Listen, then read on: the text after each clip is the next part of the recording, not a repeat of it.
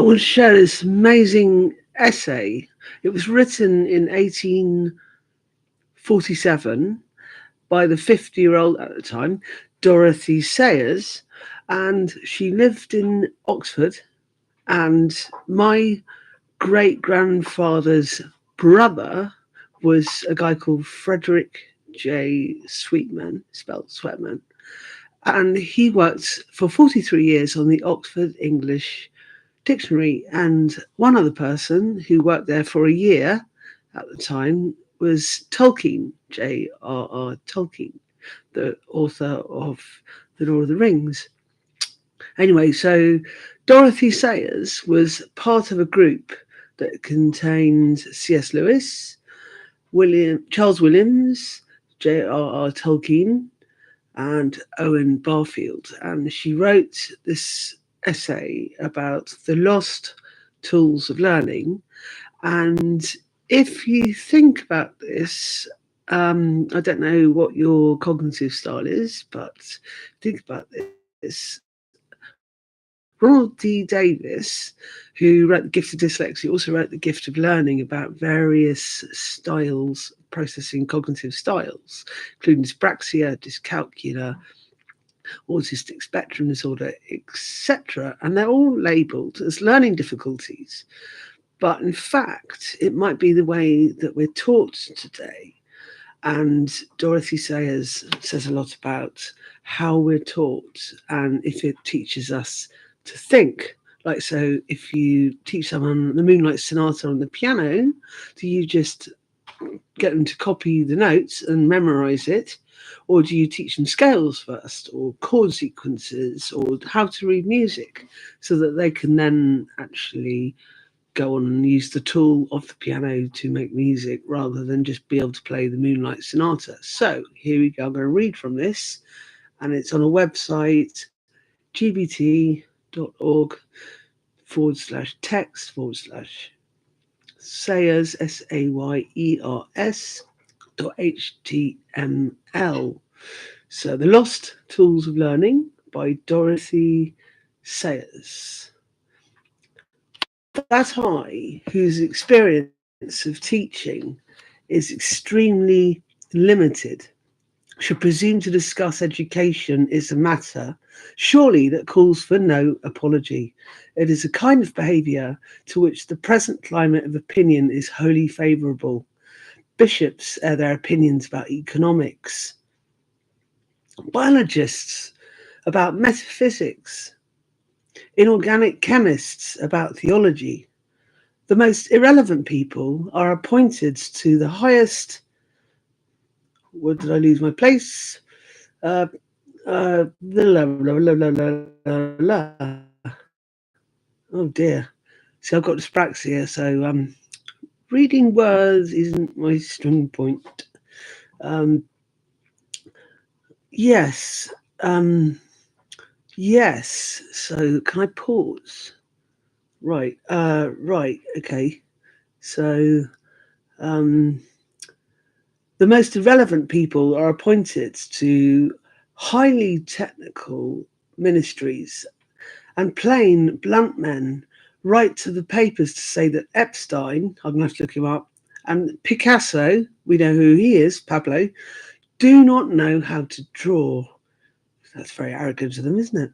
Up to a certain point, and provided the criticisms are made with a reasonable modesty, these activities are commendable. Too much specialisation is not a good thing. There is also one excellent reason why the veriest amateur may feel entitled to have an opinion about education. For if we are all professional teachers, we have at some time or another been taught. If we are not all professional teachers, we have all at some time been taught. Even if we learnt nothing, perhaps in particular if we learnt nothing, our contribution to the discussion may have a potential value. However, it is the highest degree improbable it is to the highest degree improbable that the reforms I propose will ever be carried into effect. Neither the parents, nor the training colleges, nor the examination boards or the board of governors would countenance them for a minute. For the amount, for they amount to this, that if we are to produce a society of educated people fitted to preserve their intellectual freedom and the complex pressures of our modern society, we must turn back the wheel of progress some 400 or 500 years to the point at which education began to lose sight of its true object towards the end of the Middle Ages. Before you dismiss me with the appropriate phrase reactionary, romantic, medievalist, laudator temporis acti, or praise of times past, or whatever tag comes first to hand, I will ask you to consider one or two miscellaneous questions about that hang about at the back, perhaps, of all our minds and occasionally pop out to worry us.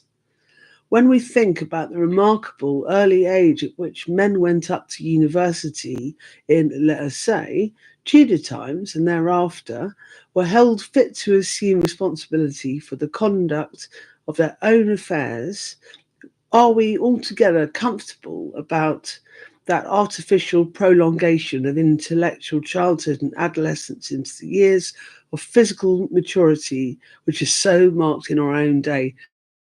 This was written in 1947, long before people stayed at school till they were 18.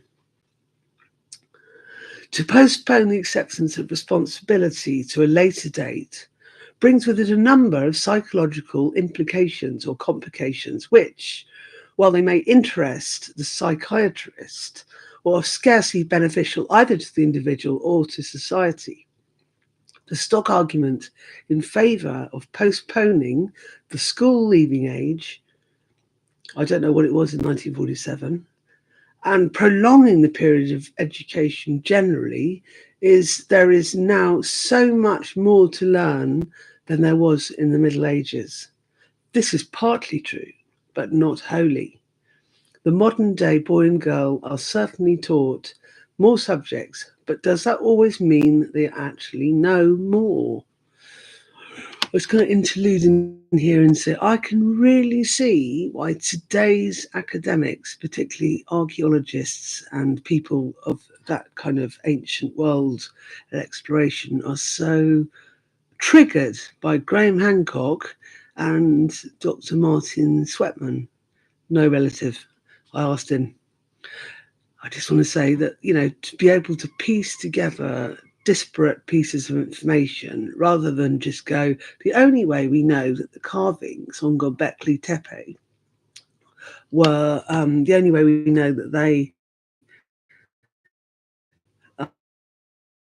is because of evidence we found. And the whole international law is based on the production of evidence and not witnesses, whistleblowers, testimonies, victims, or even our own eyes. We can't believe our own eyes when you look at the Zapruder tape of the JFK assassination. So there's a lot of discussion about it. And what does that do? So I'm going to carry on with this. So has it ever struck you as odd or unfortunate that today, when the proportion of literacy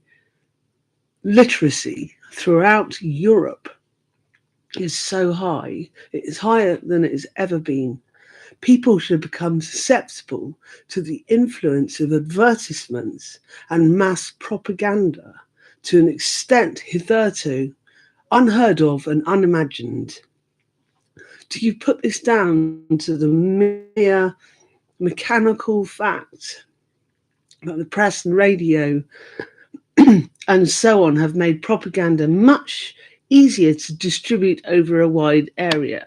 And I just want to say that is the most dangerous thing that humanity does to itself. And that is what allows dictatorships and tyrants. That is what allows it. That propaganda can be so easily distributed, and that we've got to look at our thought process and just work out where we get information from, who does it benefit, and what does it mean, and what does it relate to. So just got to, yeah, let's think about that. Carrying on with this. So if you're just coming in any point, no one's come in yet, then I'm talking about The Lost Tools of Learning by Dorothy Sayers, written in 1947. So, or do you sometimes have an uneasy suspicion that the product of modern education methods is less good than he or she might be at disentangling fact from opinion and the proven from the implausible? Have you ever, in listening to a debate among adults and presumably responsible people, been fretted by the extraordinary inability of the average debater to speak to the question or politician, um, or to meet and refute the arguments of speakers on the other side? Or have you ever pondered upon the extremely high incidence of irrelevant matter which crops up at committee meetings, and upon the very great rarity of persons capable of acting as the chairman of committees? And when you think of this and think that most of our public affairs are settled by debates and committees, how have you ever felt a certain sinking of the heart? Yes, I have. Have you ever followed a discussion in the newspapers or elsewhere and noticed how frequently writers fail to define the terms they use? Or how often, if one man does define his terms, another will assume in his reply that he was using the terms in precisely the opposite sense to that in which he has already defined them? Have you ever been faintly troubled by the amount of slipshod syntax going about? And if so, are you troubled because it is inelegant or because it may lead to dangerous misunderstanding? I'll just say that again: dangerous misunderstanding.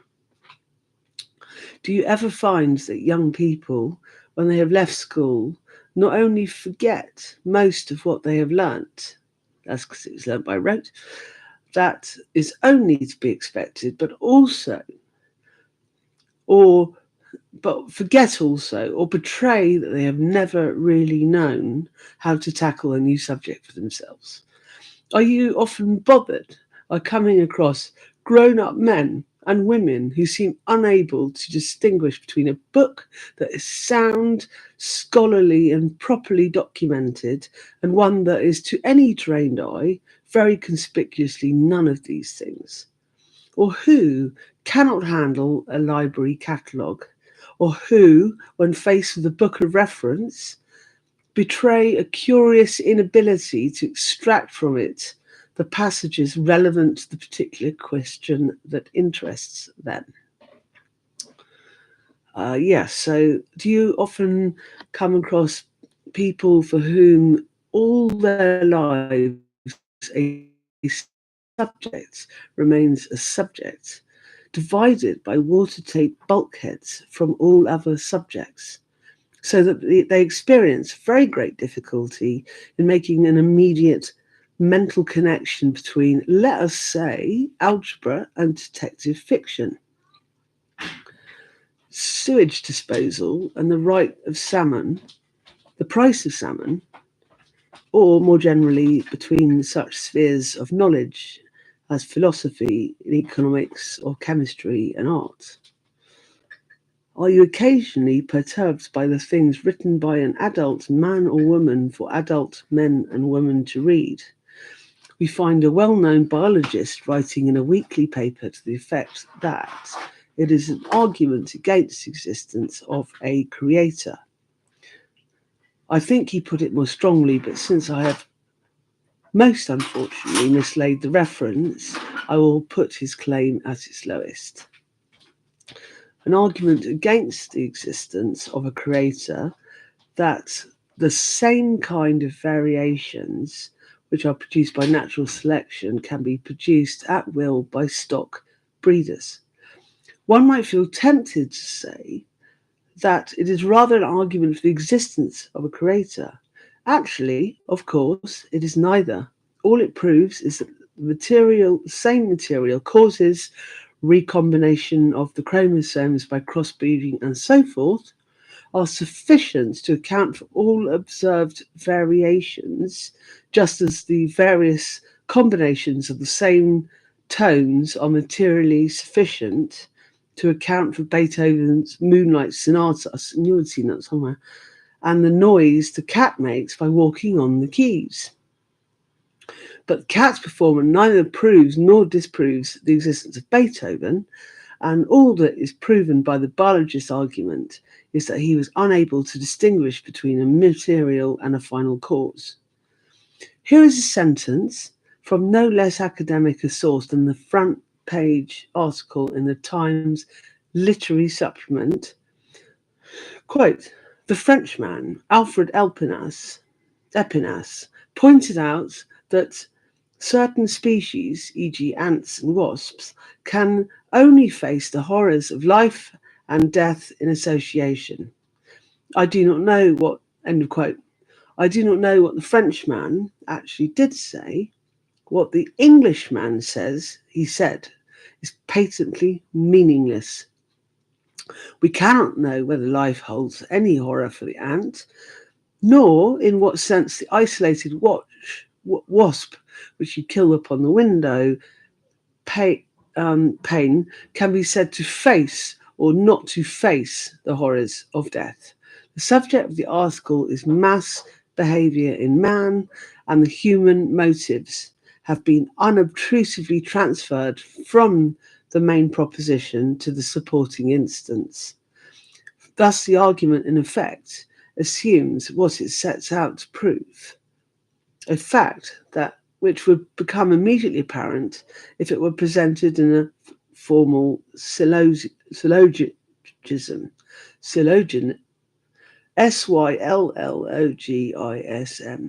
syllogism. This is only a small and haphazard example of a vice which pervades whole books, particularly books written by men of science on metaphysical subjects. Well, it does go on a long, long, long way. So distressing. Okay, I'm just going to read this bit. Yet there is elsewhere full recognition.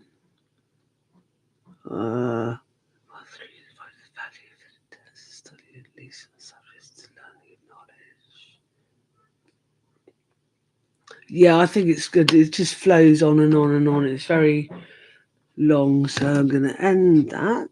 And do read it for yourself. Put aside some time. It's really worth reading and asking, is neurodiversity a disability? Or are we all learning to be indoctrinated and to want propaganda? That is the question. Because it is dangerous if we don't understand what is happening in international law so that we can actually hold leaders and people in positions of power to account for actions which lead to the suffering and injustice of human beings. Thank you.